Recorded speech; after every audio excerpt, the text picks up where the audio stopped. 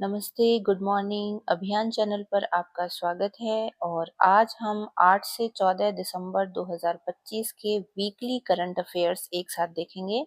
सबसे पहले हम देखेंगे अंतर्राष्ट्रीय करंट अफेयर्स और सर्वप्रथम बात कर लेते हैं ओमान की। ओमान के निचले सदन सूरा परिषद ने भारत के साथ मुक्त व्यापार समझौते यानी कि एफटीए को मंजूरी दे दी है।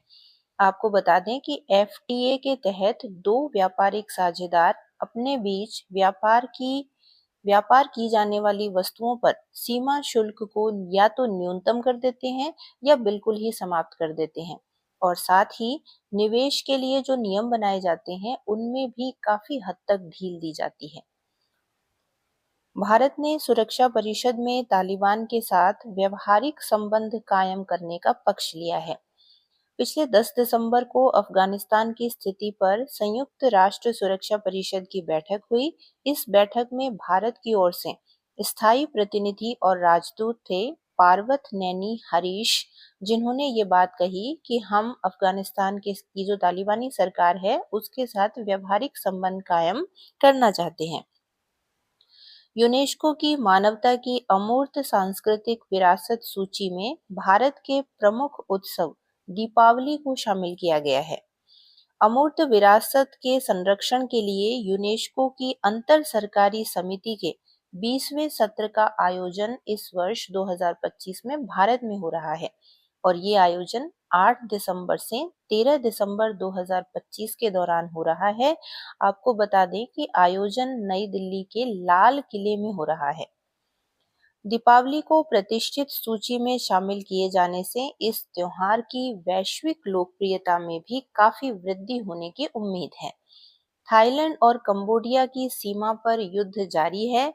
हालांकि अमेरिकी राष्ट्रपति डोनाल्ड ट्रंप ने 12 दिसंबर 2025 को थाईलैंड के प्रधानमंत्री अनुतिन चर्नविराकुल और कंबोडियाई प्रधानमंत्री हुन मानेत से वार्ता के बाद युद्ध विराम को लागू करने वाले समझौते की घोषणा की थी, लेकिन इसके बाद भी युद्ध जारी है।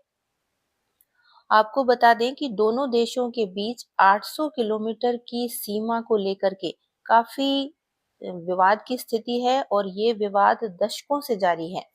विवाद की शुरुआत 1904 से 7 के दौरान फ्रांसो सियामी संधि के बाद पैदा हुई थी, जब फ्रांस ने कंबोडिया और उस समय थाईलैंड को सियाम कहा जाता था, तो इन दोनों देशों के बीच सीमा निर्धारित की थी और इस संधि के आधार पर सीमा को प्राकृतिक जल विभाजक रेखा के अनुसार खींचा गया था, लेकिन थाईलैंड ने बाद में इसे स्वीकार करने से मना कर दिया और तभी से दोनों देशों के बीच इस सीमा रेखा को लेकर के संघर्ष की स्थिति बनी हुई है। पाटन शिल्प और संस्कृति महोत्सव 2025 का आयोजन किया गया है नेपाल में। गोल्फ में ऑस्ट्रेलियाई ओपन जीता है रासमस निरगार्ड पीटरसन ने और पहला फीफा शांति पुरस्कार दिया गया है 2025 में और ये पुरस्कार प्राप्त करने वाले हैं अमेरिकी राष्ट्रपति डोनाल्ड ट्रंप। ये थे इस हफ्ते के महत्वपूर्ण अंतरराष्ट्रीय करंट अफेयर्स। अब हम आते हैं राष्ट्रीय करंट अफेयर्स पर। सबसे पहले केंद्र सरकार ने मनरेगा का नाम बदलने और कार्य दिवसों की संख्या बढ़ाने वाले विधेयक को मंजूरी दे दी है। आपको बता दें कि मनरेगा का पूरा नाम Mahatma Gandhi national rural employment guarantee act है और ये जो गारंटी एक्ट है, ये जो मनरेगा योजना है, ये वर्ष 2006 में नरेगा के नाम से लागू की गई थी। अब इस योजना का नाम पूज्य बापू ग्रामीण रोजगार योजना करने का के लिए विधेयक को केंद्रीय मंत्रिमंडल के द्वारा मंजूरी दे दी गई है और कार्य दिवसों की संख्या जो अभी एक साल में 100 दिन का रोजगार उपलब्ध करवाया जाता है अकुशल श्रमिकों को, वो बढ़ा करके 100 दिन से 125 दिन करने का तय किया गया है इस विधेयक में। मनरेगा योजना सबसे पहले नरेगा के नाम से 2006 में लागू हुई थी। केंद्रीय मंत्रिमंडल ने 2027 की जनगणना के लिए 11,718 करोड़ रुपए मंजूर कर दिए हैं। आपको बता दें कि 2027 में होने वाली ये भारत की 16वीं जनगणना होगी।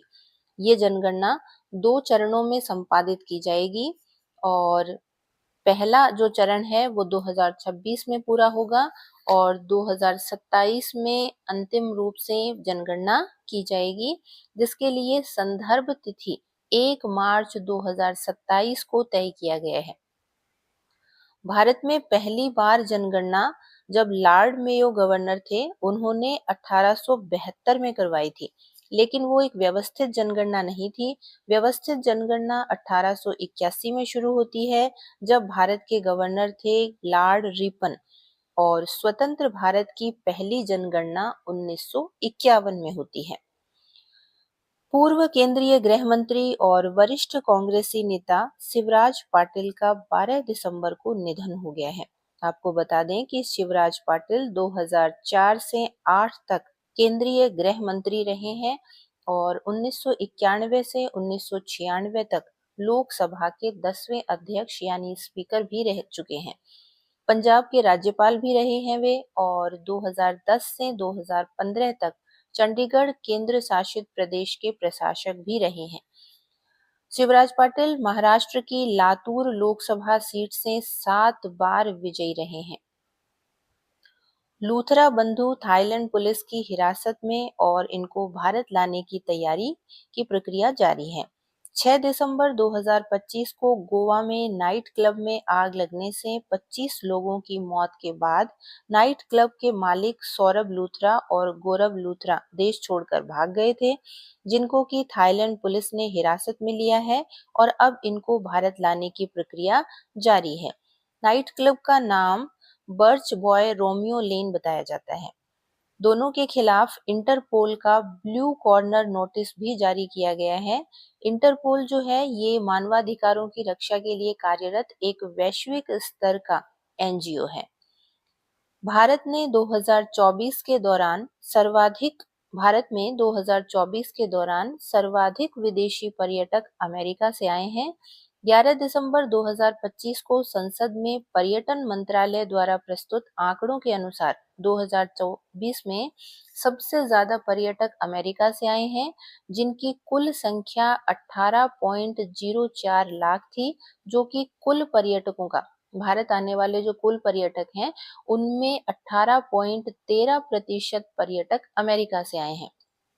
आपको बता दें कि 2024 में कुल 99.52 लाख विदेशी पर्यटक भारत आए हैं और भारत में पर्यटन वीजा लेकर के आने वाले पर्यटकों में दूसरे स्थान पर जो देश है वो है बांग्लादेश, और बांग्लादेश से आने वाले पर्यटकों की संख्या है 17.50 लाख, जो कि कुल पर्यटकों का 17.58% है।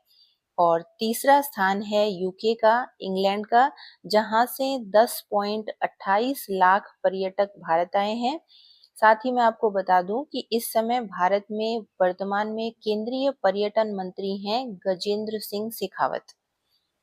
राजकुमार गोयल होंगे भारत के नए मुख्य सूचना आयुक्त। गोयल को 15 दिसंबर 2025 को राष्ट्रपति शपथ दिलवाएंगी। राजकुमार गोयल भारतीय प्रशासनिक सेवा के पूर्व अधिकारी रह चुके हैं और नई दिल्ली में प्रदूषण की स्थिति काफी गंभीर स्तर तक पहुंच चुकी है। वायु गुणवत्ता सूचकांक 452 तक पहुंच चुका है और इसके लिए चौथे चरण के उपाय लागू किए जा चुके हैं। आपको बता दें कि पहले चरण के जो उपाय होते हैं वो तब लागू होते हैं जब वायु गुणवत्ता सूचकांक 201 से 300 तक पहुंच जाता है। द्वितीय चरण के उपाय तब लागू किए जाते हैं जब वायु गुणवत्ता सूचकांक 301 से 400 तक हो जाता है। तृतीय चरण के उपाय 401 से 450 तक होने पर, और चौथे चरण के उपाय अति गंभीर स्थिति होने पर, जब वायु गुणवत्ता सूचकांक 450 से भी ऊपर चला जाता है, तो चौथे चरण के कड़े प्रतिबंध लागू किए जाते हैं। नई दिल्ली में चल रही 68वीं राष्ट्रीय निशानेबाजी चैंपियनशिप में ओलंपियन राइजा ढिल्लों ने महिला और जूनियर महिला स्किट स्पर्धा में 2 स्वर्ण पदक जीते हैं। तो ये थे इस वीक के महत्वपूर्ण नेशनल करंट अफेयर्स। और अब हम बात करते हैं राजस्थान के करंट अफेयर्स की। राजस्थान में नवाचार दिवस स्टार्टअप कॉन्क्लेव का आयोजन किया गया है जयपुर में 12 दिसंबर 2025 को। ये आयोजन जयपुर के राजस्थान इंटरनेशनल सेंटर में किया गया और कार्यक्रम के मुख्य अतिथि थे राजस्थान के मुख्यमंत्री भजन लाल शर्मा। कॉन्क्लेव की थीम थी नव उत्थान नई पहचान बढ़ता राजस्थान हमारा राजस्थान। चयनित 333 स्टार्टअप्स को 10.79 करोड़ रुपए की फंडिंग दी जाने की घोषणा हुई है। और राजस्थान के लिए एक और महत्वपूर्ण करंट अफेयर है, सिलीसेड झील को रामसर साइट घोषित किया गया है। अलवर में जो सिलीसेड झील है उसे रामसर साइट का दर्जा दिया गया है 12 दिसंबर 2025 को। साथ ही सिलीसेड झील के साथ ही कोपरा जलाशय जो कि बिलासपुर छत्तीसगढ़ में है, उसको भी रामसर साइट का दर्जा दिया गया है। आपको बता दें कि सिलीसेड झील अलवर में है और इसका निर्माण महाराजा विनय सिंह के द्वारा करवाया गया था अलवर में वर्ष 1845 में। इसे राजस्थान का नंदन कानन उपनाम से भी जाना जाता है सिलीसेड झील को। सिलीसेड झील भारत का 96वां रामसर साइट है और ये राजस्थान का 5वां रामसर साइट है। राजस्थान में सबसे पहले जिस स्थल को रामसर साइट घोषित किया गया था वो है केवलादेव जो कि भरतपुर में है, केवलादेव अभयारण्य। इसे 1981 में रामसर साइट घोषित किया गया था। दूसरा जो स्थल है वो है सांभर झील जयपुर में, इसे 1990 में रामसर साइट घोषित किया गया था। इसके बाद खींचन फलोदी में जून 2025 में, मेनाल उदयपुर को जून 2025 में और सिलीसेड झील अलवर को अभी 12 दिसंबर 2025 को रामसर साइट घोषित किया गया है। आपको बता दें कि रामसर साइट का मतलब होता है आर्द्र भूमि या नम भूमि से। 1971 में ईरान में रामसर नाम की एक जगह है, वहां पर एक सम्मेलन आयोजित किया गया था और उस सम्मेलन में निर्णय लिया गया कि आर्द्र या नम भूमि क्षेत्र को विरासत में लिया जाएगा। उसके बाद से ये रामसर साइट घोषित किए जाने लगे हैं। भारत का पहला जो रामसर साइट था वो है चिल्का झील जो कि उड़ीसा में है और इसे 1981 में रामसर साइट घोषित किया गया था। 7वें जयपुर टाइगर फेस्टिवल का आयोजन 11 से 14 दिसंबर 2025 के दौरान किया गया। इस आयोजन का कार्यक्रम का उद्घाटन राजस्थान के राज्यपाल हरिभाऊ किशन-राव बागड़े के द्वारा किया गया और ये आयोजन जयपुर के जवाहर कला केंद्र के शिल्प ग्राम में हुआ। राजस्थान के निशानेबाज सरोज खान, नाम है सरोज खान, इन्होंने नेशनल शूटिंग चैंपियनशिप जो कि नई दिल्ली में हो रही है उसमें मास्टर्स कैटेगरी में स्वर्ण पदक जीता है। आपको बता दें कि सरोज खान कोटा के निवासी हैं और चैंपियनशिप का आयोजन नई दिल्ली में किया जा रहा है।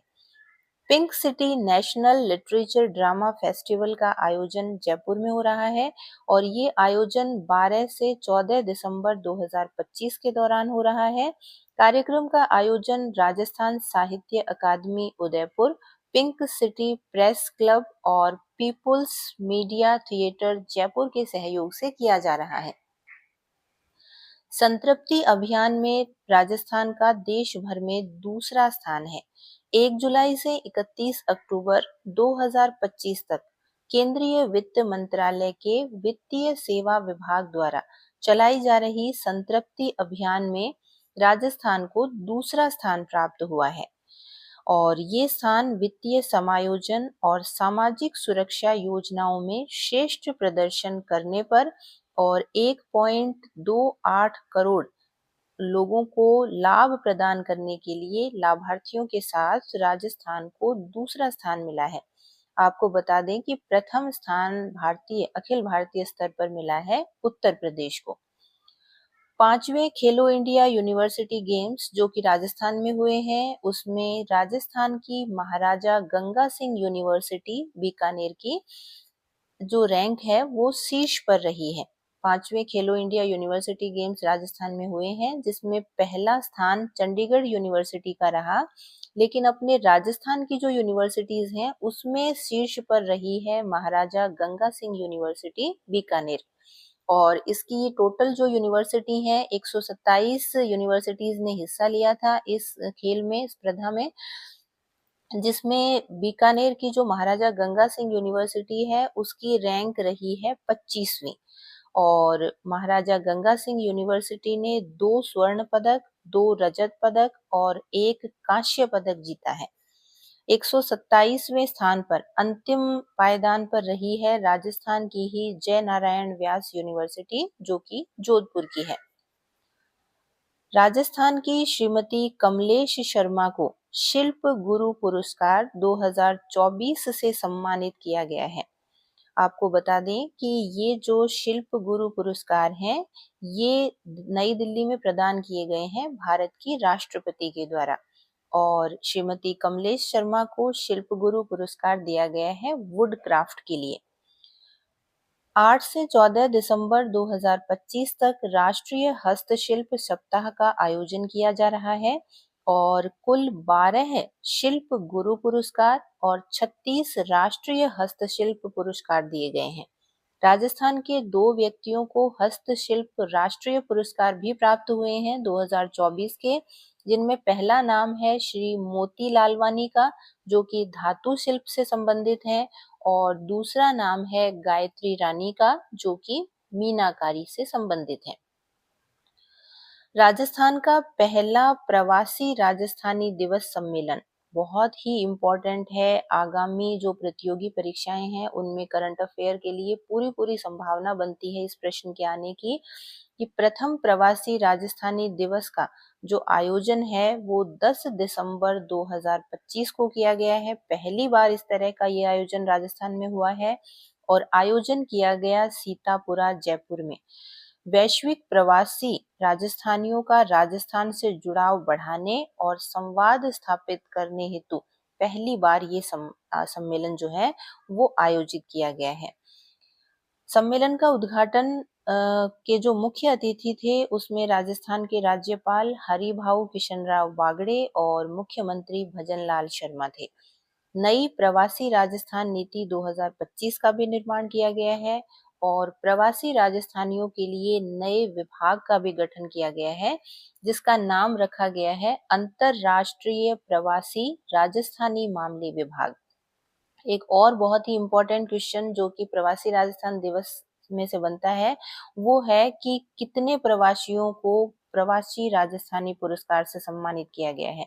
तो ऐसे प्रवासियों की संख्या है 9 और ये 9 प्रवासी हैं अनिल अग्रवाल, कुमार मंगलम बिड़ला, विनीत मित्तल, अजय पिरामल, माधव सिंघानिया, पूनम चंद राठी, नरसी कुलरिया, CM मुंदड़ा और प्रदीप राठौड़। ये 9 प्रवासी राजस्थानी हैं जिनको कि पहले प्रवासी राजस्थान दिवस सम्मेलन में सम्मानित किया गया है। राज्यों के पुलिस प्रशिक्षण संस्थानों में उत्कृष्ट संस्थान का दर्जा पाने वाली पहली अकादमी राजस्थान पुलिस अकादमी बनी है और उदयपुर के गौरव साहू को एशियाई सीनियर पावर लिफ्टिंग चैंपियनशिप 2025 में रजत पदक प्राप्त हुआ है। इस स्पर्धा में रजत पदक जीतने वाले गौरव साहू पहले भारतीय एथलीट बने हैं। गौरव साहू ने यह पदक 59 किलोग्राम भार वर्ग में जीता है और आपको बता दें कि ये एशियाई सीनियर पावर लिफ्टिंग चैंपियनशिप तुर्की के इस्तांबुल में आयोजित हुई है। तो ये थे इस वीक के महत्वपूर्ण करंट अफेयर्स। उम्मीद करती हूँ कि आपकी परीक्षा संबंधी तैयारी में ये करंट अफेयर्स और ये क्लास जो है अभियान चैनल की ये काफ़ी लाभदायक सिद्ध होगी आपके लिए। अगर आपको ये कंटेंट पसंद आ रहा है तो हमारे चैनल को सब्सक्राइब करें और वीडियो को लाइक ज़रूर करें। Thank you.